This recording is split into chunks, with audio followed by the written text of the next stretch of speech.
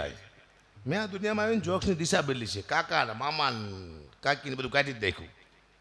ચકલા ને ચકલી બધું ઉપાડી લીધું સીધું. તે જે છે દુનિયામાં દેખાવી કહેવાનું. શું કહેવાય કે 500 વર્ષ પણ અહીંયા વર્ડ હતો કોઈ નહીં માને, લોકોને જ જોયો. પણ વિરાટ કોહલી સદી મારી એ લોકોએ જોઈ છે. તો જે છે એ બતાવો. સલાહ સૂચક નહીં. એકવાર મેં ભૂલથી સલાહ આપી હતી લોકોને કે સાહેબ કોઈ દારૂ ન પીતા, દારૂ સારી વસ્તુ નથી સાહેબ, દારૂ ન પીતા. તા મને આવ્યો હવારમાં ફોન કે ક્યાં તારા બાપનો પીસી કે. મેં તો પહેલાં ફૂલ થઈ જાઓ, ભૂલ થઈ જાઓ, અમારે શું લેવા દેવા, આ તો ખાલી કીધું, અમારી ભૂલ થઈ જઈ, મને જ કરી નાખ્યું એમ. કારણ કે મને હમણાં ફોન આવ્યો હતો, મને કે ગુપા એક પ્રોગ્રામ કરવાનો છે, કેટલા પૈસા લઈશું? મેં કીધું 2.5 લાખ રૂપિયા. મને કે તમે સ્ટેજ માથે ગલોટિયા ખાવાના છો? મેં કીધું નહીં. તો 2.5 લાખ રૂપિયા છે ના. મેં કીધું ભવિષ્યમાં અમારા છોકરાને ગલોટિયા ન ખાવો પડે એના. કે અમારા છોકરા હવારમાં ગલોટિયા ખાતે કટ આ બધું ધ્યાન રાખવું પડે છે. મેં ઘણા ટાઈમ પહેલાં જોક કીધેલો છે, કહું છું. મને ફોન આવ્યા, મને કે છેલ્લા પૈસા બોલ દો, એક પ્રોગ્રામ રાખવાનો છે, એમાં આગુ પાછું કંઈ નથી કરવાનું. મેં કીધું 2.5 લાખ રૂપિયા તે પહેલાં. મને કે કૂતરાના રોટલાનો પ્રોગ્રામ છે, કૂતરાના જે ડાયરામાં પૈસા ભેગા થાય છે એના રોટલા કરીને કૂતરાને નાખવાના છે. મેં કીધું 2.5 લાખ રૂપિયા આપજો. મને કે ગુપા તમને કૂતરામાં ખબર ન પડતી કે? કેમ કે કૂતરાના રોટલાનો પ્રોગ્રામ છે, શું 2.5 લાખ રૂપિયા? કે કાંઈ બોલતા નહીં, 51,000 રૂપિયા આપશું. એટલું ગુપા કૂતરાનું માન રાખો. કાંઈ વાંધો નહીં. 51 લઈ તો લીધા, અમે કોઈનું મુકતા છીએ જ નહીં. એવા ભૂખરા જેવું થઈ જાય. કૂતરાનું ઉપર લીધું. 51,000 રૂપિયા કીધા કૂતરાના. જો 50 જે આપે 50,000 આપે 50,000, પણ કૂતરાના લઈ તો લીધા જ તે. જો સ્ટેજ માથે બેઠો, સ્ટેજ માથે તો મારી સામે 2 કારિયા કૂતરા બેઠેલા. તો એક કારિયા કૂતરાએ બીજા કારિયા કૂતરાને પૂછ્યું કે આ કાર્યો કોણ છે? જો બીજો કાર્યો કીધું કે આ તો આપણો ભાગ પડાવવા આવ્યો, એ ચાલો આપણા 50,000 લેજો. એ પછી મને આપ્યા તે પ્રોગ્રામ પૂરો થયો એટલે 50,000 રૂપિયા. એટલે હું ઘઉં, ખાંડ, તેલ, ચોખા, ગોળ આવું લાવ્યો, ઘરે આપ્યું. પણ 15 દિવસ સુધી હું મારા પરિવારને બાજ્યો બહુ. એટલે મારું પરિવાર મન કે તમારો સ્વભાવ ચીમ કૂતરા જેવો થઈ ગયો છે. તો કૂતરાનું ખાઈ ગયો. એટલે કહેવાનો મુદ્દો કોનું ખાવું એ બધું મહત્વનું બને છે, બધાનું નહીં ખાઈ જવાનું. અન્નક્ષેત્ર, જગ્યા, અનાથ આશ્રમ ને વૃદ્ધાશ્રમ ને આ બધું ખાઈ જાવ ને તો તમારો સ્વભાવ બદલી જ જાય. 3 વાગે મારો પ્રોગ્રામ થયો, 2:30 વાગે પૂરો. મને બહુ ભૂખ લાગી હતી, પણ કંઈ હતું નહીં હોટલ, એટલે આશ્રમ આવ્યો આવો બાપુનો. એટલે મેં તો અહીંયા ગાડી ઊભી રાખો. ગાડી ઊભી રાખી, બાપુ બહાર નીકળ્યા. અગુબા અહીંયા ક્યાંથી? મેં બાપુ બહુ ભૂખ લાગી છે, રોટલા શાક તૈયાર છે, બેસી જાઓ કે. હું બેસી ગયો. મને રોટલો ને શાક આપ્યું. મારી સૂંટી હતી, રોટલાનું બેટકું મૂકું, માથે શાક મૂકું, પછી આમ કરું. તો બાપુ મને કહે આ તમે શું કરો? મેં કીધું કૂતરાના ભાગનું કાઢું છું. મને કહે આ તમે ખાવી કૂતરાના ભાગનું જ છે કે આ રોટલા હવે કૂતરાને નાખવાના છે, તમે વહેલા આવ્યા તો તમને આપી દીધા, તમે તમારા ભાગનું ખાઈ જાઓ, કોઈના ભાગનું કાઢશો નહીં. પછી મેં નક્કી કર્યું કે આ કોઈ દી હું કૂતરાના પ્રોગ્રામ નહીં કરું. આવા 10-12 પ્રોગ્રામ કરું, મને થારો હડકવા હાલે. અને આવા 2-3 કલાકનું બેઠા બોલો વાવ કરે. શું વાત કરો? ના માપે છે. હું બહેનો માટે જોક્સ કાંઈ એમ કહું છું, આ માત્ર બહેનો માટે જોક્સ કહું છું. જોક્સ નથી મારી જીવનમાં વીતેલી વસ્તુ છે. લગભગ મારા જોક્સ નહીં હોય, વીતેલી વસ્તુ એ છે. હું જે કહું છું કે ભાઈ હું જેવો તેવો માણ નથી, હું ગામ ધણી છું. 700 વીઘા જમીનનો માલિક હતો. મારા દાદા પાસે 700 વીઘા હતી. ગામ ધણી હતો, રામ ધણી થઈ ગયો. ત્યારે કહી દઉં નહીં, જય સીતારામ. મારા દાદાએ બધું ઉપાડી લીધું. મારા બાપુનું એક જ કામ હતું, વેકી નાખવાનું. કોઈ પણ વસ્તુ મારા બાપુ વેકી નાખતા. એ તો મરી ગયા ને કે મને વેકી નાખે. એ મરી ગયા, હું બચી ગયો, એ મરી ગયા. કે તળિયા ઝાટક કરી નાખે. એક ભાઈ મને કહેતા, મને કે ગુબા તમે આવડા મોટા કલાકાર છો, તમારા બાપુ તમારા દાદા કલાકાર હતા? મેં તો બધા સોદાગર હતા. મને કે લે વેચનું કરતા હતા, બધા મારા દીકરા વેચ જ કરતા હતા. હા, હમણાં મારા દીકરાએ મને પ્રશ્ન પૂછ્યો. મને કે પપ્પા હું નાનો હતો ત્યારે તમે મને બહુ રમાડતા?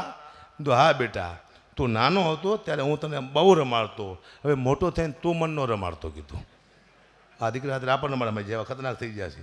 મારા દીકરાને મેં નાની સાયકલ લઈ આપી, હાવ નાની સાયકલ. પછી સાયકલમાં હું ખુદ બેઠો આવડો મોટો. પછી મારા દીકરાને મેં પૂછ્યું, મેં બેટા હું તારી નાની સાયકલમાંથી બેઠો છું, કેવો લાગુ છું? કે પપ્પા ખોટું લાગશે. નહીં લાગે, ખાલી કે. પછી એને કીધું પપ્પા તમે મારી નાની સાયકલ માથે બેઠા છો, તમે એવા લાગો છો જાણે બહુચર મને આ કુકડા માથે મહિષાસુર બેઠો એવો લાગે છે. મને મહિષાસુર કીધો, અને મારો છોકરો ખોટું બોલે નહીં. કારણ કે મને એને ખબર પડતી કે આ દુનિયામાં હું શું લેવા આવ્યો છું. તમને બધાને ખબર હશે કે તમે શું લેવા આવ્યા હો, પણ મને ખબર. હું ડાયરામાં જાઉં છું, પૈસા આવ્યા, ઘરે આપું છું. પાછો ડાયરામાં જાઉં છું, પૈસા આવ્યા, ઘરે આપું છું. વળી પાછો ડાયરામાં જાઉં છું, પૈસા આવ્યા, ઘરે આપું છું. હું તો ઘરે ખાતોય નથી, તો હું ઘરે શું લેવા પૈસા આપું મને ખબર નથી પડતી. હું દાડીઓ છું, હું મજૂર છું, આ દુનિયામાં શું લેવા આવ્યો છું? કોકના માટે તે મારું કોઈ અસ્તિત્વ છે જ નહીં, મારી કોઈ ઈચ્છા હશે જ નહીં. નહીં, આ દુનિયામાં હરેક વ્યક્તિ મા માટે, બાપ માટે, ભાઈ માટે, બહેન માટે આવે છે, પોતાની એક પણ ઈચ્છા પૂરી કરી શકતો નથી. મુદ્દો આ છે. એટલે કોકના માટે ગમી છે, આખી રાત જગ્યા કરું છું. સાહેબ હમણાં હું ગાડીમાં બેસીશ, સુરત છે અંકલેશ્વરનો પ્રોગ્રામ, 4-5 વાગે ઉઠી છું ચા પીવા. વાળ તમે જોજો મારે એવા વાર થઈ જાય છે ને ગાડીમાંથી તૂટી વાળીને પડ્યો છું, જાણે પાણીમાંથી મરી ગયેલો કાગડો કાઢે એવું લાગે તમને. પછી પૂછે હકાભા છો? હકાભા જ છે, બોલો શું કામ છે? હા, આવી જિંદગી છે રોડ માટેની. કલાકારને ઘણી વાર એમ ઘણી કહેતો કલાકારનું એમ થાય કે અપમાન કરે છે કલાકારનું હકાભા, એના જોક્સ પણ એવું નથી.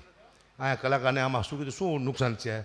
મફતમાં આવવાનું, 2 લાખ લઈને વહી જવાનું, પણ એવું નથી. કલાકાર સ્ટેજમાંથી આવીને ઘણું બધું ખોયું પણ છે. હું તમને દાખલો આપું. કલાકાર એક બાપ નથી બની શકતો. કોઈ કલાકારના દીકરાને લઈને મેળામાં જેવો દાખલો છે નહીં. ક્યાં છે? પબ્લિકને હાલવા જ ન દે. કલાકાર સારો ભાઈ નથી બની શકતો. અમે 5 મહિના અગાઉ તારીખ લીધી હોય, અમને ખબર ન હોય કે મારા ભાણેના લગ્ન આવવાના છે, અને આવે લગ્ન ભાણિયાના, અમે તારીખ લઈ લીધી હોય, અમારે અહીંયા જ જવું પડે. લગ્ન અમારા ભાણેના હોય, અમે ગીત કોકના ભાણેના ગાતા હોય છે. મુદ્દો આ છે. કલાકાર વ્યવહારમાં નથી, અમે કે પ્રસંગમાં નથી શકતા, હગાવાલામાં ક્યાંય. કલાકાર તહેવારમાં નથી, હાયતમ હોય, દિવાળી હોય, આઈટમ હોય, અમે તો બહાર જ પડતા હોય છે. આ ભયાનક દુઃખમાં બિચાર આવ્યો છે, દુઃખ અને ભૂખમાંથી આવ્યો છે. એ ઉપર પબ્લિક મારે છે, સ્ટેજમાંથી ફટાકા મારે, થાળ થાળ. મેં જોયું. શું બોલો? કલાકાર બહુ દુઃખી છે. આ જો આના હાથ સીના માથે હાલે છે, બેંજા માથે, આંગળા ન હોય તો હાલે, આંગળા માથે આના ઘર હાલે છે. સેજા એટલું થઈ જાય, વાર્તા પૂરી. સૌથી વધુ મહેનત હોય આ લોકોની સ્ટેજમાંથી, તો આમની છે સૌથી વધુ મહેનત. સૌથી ઓછા પૈસા હોય તો એ આમના છે. શું કરવા? આ લોકોની એકતા નથી. એકતા છે?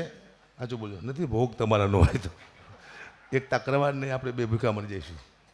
ખતરનાક દુનિયા હાલી રહી છે. હું મને બાપુ જોક્સ કહેવાતા, પણ સંતવાણીનો ઓડિયન્સ છે, સંતવાણીના પ્રોગ્રામ મારો અવાજે બેસી ગયો છે, સાથી મારી થરથર થવા માંડી છે, તો એ ઘણું બોલે ગયો. એમ તો 1.5 કલાક લીધો છે, 1 કલાક વાંધો નહીં.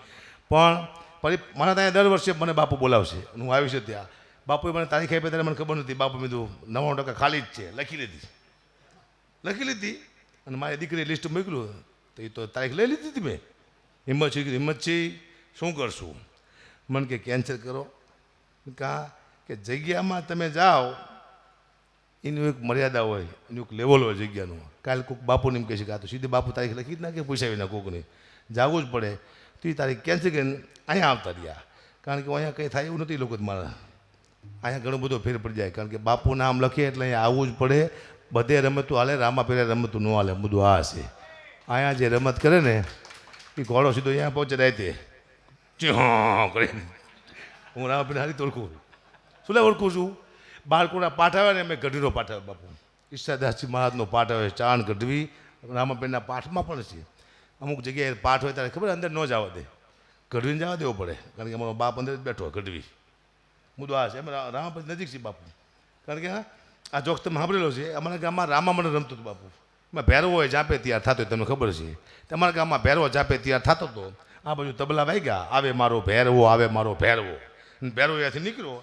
પણ જાપામાં એક કૂતરી વિહાણેલી, ભેરવાને ખબર નહીં કે જાપામાં કૂતરી વિહાણી છે. અને ભેરવાને કૂતરી ભારી હતી મારી દીકરી, થઈ ભેરવા વાહે. તે ભેરવો બિચારો ગામને બદલે સીમમાં ભાગ્યો અને વહી ગયો પાણીમાં. આટલા પાણીમાં પેલો તલાવમાં હાથમાં કાંકડો લઈને કે રામાપીરને કહો મને અહીંયા આવીને મારી નાખી, સાલી બારી મને ઓલી કૂતરી મારી નાખશે. કે બોલો, આવું પહેલાં હતા વયું જોઈએ. મારા બાપુ નવા લગ્ન થયા ને, અને મારો 1200 રૂપિયા પગાર, મારી નોકરી તૂટી ગઈ, રોડમાંથી આવી ગયો હું. અને ફોન આવ્યો મારા હારાનો કે જીજી બહુ બીમાર છે. જીજી એટલે મારા સસરા. મેં સસરાને જીજી કહી. જો દીકરીને બાપનું મોઢું જોયું, હકુબા તાત્કાલિક આવી જાઓ. હવે મારી પાસે પૈસા હતા નહીં, મેં ₹800 ઓછીના લીધા. હું જો એમની દીકરીને લઈને જામનગર. જીજી હોતેલા બેભાન થઈને હલે ચલે. એમની દીકરી કે જીજી, આંખું ખોલી, મારા સીધા 800 રૂપિયા જ્યાં. જીજી હાજર થઈ ગયા. હું પાછો આવતો રહ્યો. અઠવાડિયા પછી પાછો ફોન આવ્યો કે તમે આવો પહેલાં અગાપા જીજીને કાઢી જવા પડે, છેલ્લી વાર જો દીકરીને બાપનું મોઢું જોવું હોય તાત્કાલિક આવી જાઓ. મેં બીજી વાર ₹800 ઓછીને લીધા. હું જો જીજી હોતેલા બેભાન થઈને હલે ચલે, જાણે મરી જેલી ઘો પડ્યું. અને દીકરી કે જીજી, મારા દીકરી આંખું ખોલી, મારે ₹100 પૂછાઈ ગયું 800 ને 800. પાછો ઉતર્યો. 1 મહિના પછી છેલ્લો ફોન આવ્યો કે જીજીના મોઢામાં તુલસીના પાન નાખી દીધા છે, જીવ 10મા દાર વહી ગયો છે, અગાપા તમે આવો એ પહેલાં કાઢી જવા પડે, છેલ્લી વાર જો દીકરીને બાપનું મોઢું જોવે તાત્કાલિક આવી જાઓ.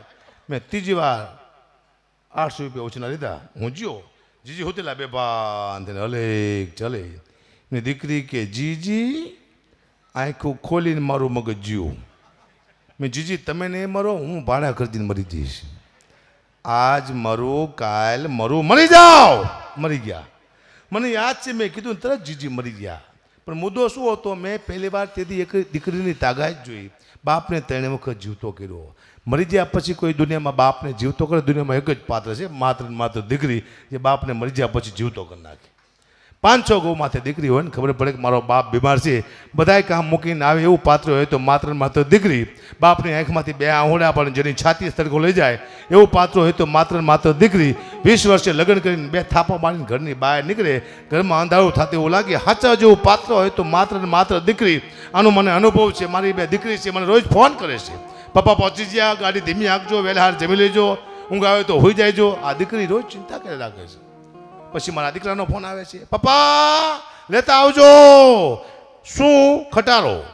તમે ભલે પપ્પા ખટારામાં આખા કરી જાવ, પણ ખટારો લાવજો. આને કહેવાય દીકરો. બાપ પાસે કોઈ ફરમાઈશ ન હોય એને દીકરી કહેવાય. ફરમાઈશ માથે ફરમાઈશ કરીને દીકરો કહેવાય. મને અનુભવ છે.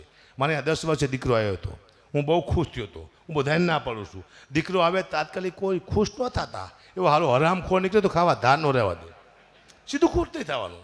પહેલો પગાર આપે પછી રાજી થવાનું. મારે આ દીકરો આવ્યા, હું ખુશ થઈ ગયો. બહુ ખુશ થયા પછી હું જો દવાખાને મારા દીકરાને જોવા માટે, તો નર્સ મારા દીકરાને હાથ મળીને ઊભેલી. કીધું બેન બતાવો, મારો દીકરો બતાવો. મને કે બાપુ 1000 રૂપિયા આપો તો બતાવું કે. મેં કીધું બેન એક કામ કર, તું મને 500 રૂપિયા આપે, દીકરો તું રાખી દે. મને જોતો જ નથી આવો દીકરો 1000 રૂપિયા વાળો. આપણા દીકરાને 1000 રૂપિયા આપણે દેવાનો વિચાર તો કરો, કેવું દવાખાનું કહેવાય. નફરત આવી જાય મને કે નહીં. એમ પાત્ર સારો દીકરી છે, પણ કલાકાર હજી બાપુને બધા બાકી છે, ઘણા બધા કલાકારો. મને સાંભળ્યો એ બધા આભાર. કંઈ ભૂલચૂક હોય અહીંયાથી માફી માંગેલું, કોઈ મગાવતા મહેરબાની કરજો પહેલાં.